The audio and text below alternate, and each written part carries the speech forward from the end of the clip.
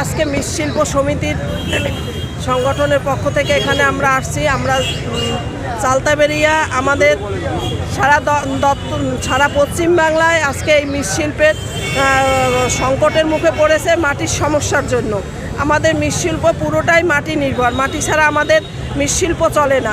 আজকে 10,000-এর উপরে শ্রমিক আমাদের এই মৃৎশিল্পের জন্য আজকে সংকটের মুখে দেখা দিয়েছে।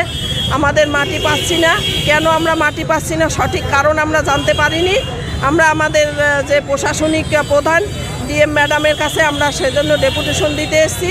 আমরা মাটিটা যেন আমরা সরলীকরণ হয়, মাটিটা আমরা সহজভাবে পেতে পারি এবং আমাদের মৃৎশিল্পটা সঠিকভাবে সুন্দরভাবে চলতে পারে, সেজন্যই আমরা আজকে গণ ডেপুটেশনের জন্য ডিএম অফিসে আসছি। আপনার নাম? আমার নাম সীমা সাহা, আমি এই মৃৎশিল্পের সাথে যুক্ত।